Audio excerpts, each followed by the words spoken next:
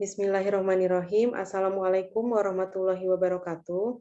Yang terhormat Ibu Hairi Rahmi, SIP MA, selaku dosen pengampu mata kuliah Sistem Politik Indonesia, kami dari kelompok 4 yang beranggotakan Aurelia Tiffany Putri, Stefani, Karisma Putri Balkis, Kinanti Anjani Putri, Suryana Manurung, Tia Efrina Masya, Sende Siregar, akan mempresentasikan hasil diskusi kami mengenai perbandingan skema kerja sistem politik David Easton dan Gabriel Abraham Almond. Baiklah, kepada pemateri pertama, Aurelia, dipersilakan.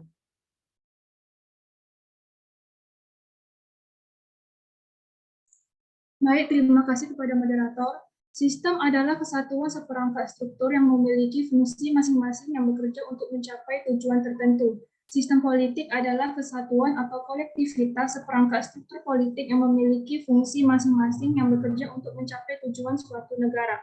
Dalam pendekatan sistem politik, masyarakat adalah konsep induk oleh sebab sistem politik hanya merupakan salah satu dari struktur yang membangun masyarakat seperti sistem ekonomi, sistem sosial dan budaya, sistem kepercayaan, dan lain sebagainya. Skema kerja sistem politik David Easton. Sistem politik adalah merupakan alokasi dari nilai-nilai dalam mana pengalokasian dari nilai-nilai tadi bersifat paksaan atau dengan kewenangan dan bersifat mengikat masyarakat sebagai suatu keseluruhan. Menurut Easton, suatu sistem politik memiliki ciri-ciri tertentu, yaitu satu, ciri-ciri identifikasi, yaitu dengan menggambarkan unit-unit dasar dan membuat garis batas yang memisahkan unit-unit tersebut dengan lingkungan luarnya. Yang kedua, unit-unit sistem politik, yaitu unsur-unsur yang membentuk sistem. Yang ketiga, perbatasan atau garis batas. Terima kasih. Terima kasih, Aurel. Kepada pemateri selanjutnya, Stefani, dipersilakan. Baik, terima kasih kepada moderator. Selanjutnya, dalam skema tersebut, Easton memisahkan sistem politik dengan masyarakat secara keseluruhan. Oleh sebab bagi Easton, sistem politik adalah suatu sistem yang berupaya mengalokasikan nilai-nilai di tengah masyarakat secara otoritatif. Alokasi nilai hanya dilakukan oleh lembaga-lembaga yang memiliki kewenangan yang legitimate di mata warga negara dan konstitusi. Suatu sistem politik bekerja untuk menghasilkan suatu keputusan dan tindakan yang disebut kebijakan guna mengalokasikan nilai. Unit-unit yang berada dalam sistem politik menurut Easton adalah tindakan politik atau political action seperti pembuatan UU, pengesahan legislatif terhadap kinerja eksekutif, dan tuntutan elemen masyarakat terhadap pemerintah dan sejenisnya. Dari sini, kinerja pada sistem politik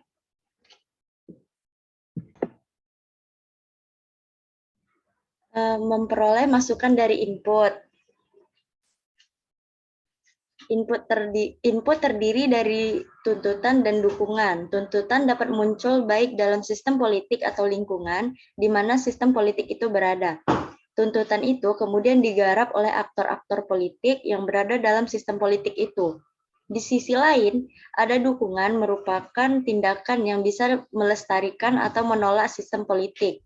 Bisa dilihat di sini bahwa dukungan ada yang bersifat positif dan negatif terhadap sistem politik tersebut. Kemudian, tuntutan dan dukungan itu masuk dalam sistem politik. Setelah diproses dalam sistem politik, kemudian muncul sebuah keluaran yang disebut output. Menurut Easton, output terdiri dari keputusan dan tindakan. Dari output ini muncul yang bernama feedback atau umpan balik, yang dampaknya kembali dirasakan di input. Yang dimaksudkan di sini adalah apakah keputusan dan tindakan itu sesuai dengan tuntutan dan dukungan yang berasal dari input. Saya kembalikan ke moderator. Terima kasih, Stefani. Kepada pemateri selanjutnya, Karisma, dipersilakan. Skema kerja sistem politik Gabriel Abraham Almond. Bagi Almond, sistem politik adalah totalitas interaksi antar unit-unit yang ada di dalamnya. Almond mendasarkan beberapa hal utama dalam sistem politik. Pertama, sistem politik merupakan sistem yang ada dalam masyarakat yang bebas. Kedua, tujuan ilmu politik adalah untuk mencapai suatu integrasi masyarakat. Yang ketiga, sistem politik absah dalam menggunakan kekuatan paksaan. Paksaan ini sebagian besar dilakukan dengan paksaan hukum. Almond membandingkan lembaga-lembaga dalam proses politik yang terdapat di dalamnya melalui 3 tahapan. Yang pertama adalah kegiatan deskriptif, yaitu dengan melihat dan memusatkan perhatian pada semua rangkaian sistem politik. Yang kedua adalah memilah dan mengelompokkan unit-unit dalam proses politik.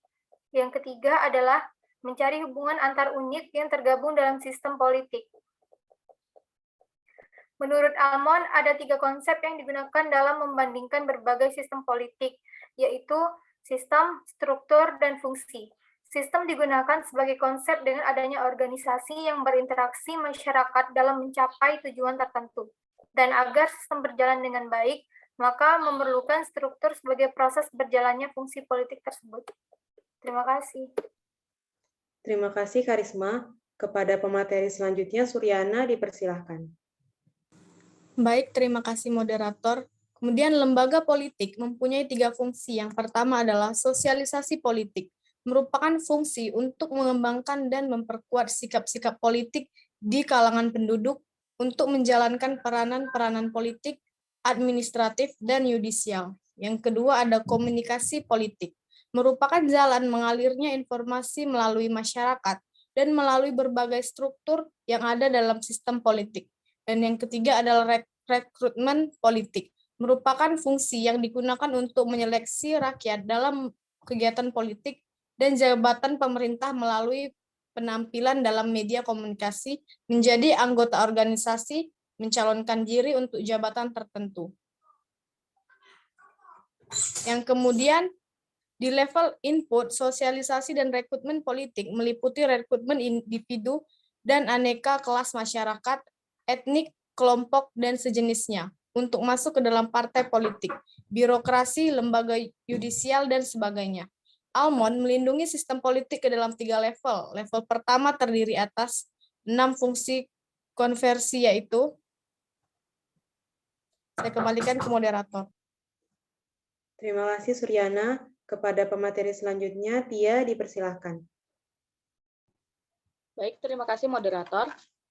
Yang pertama ada artikulasi kepentingan atau penyampaian tuntutan dan dukungan.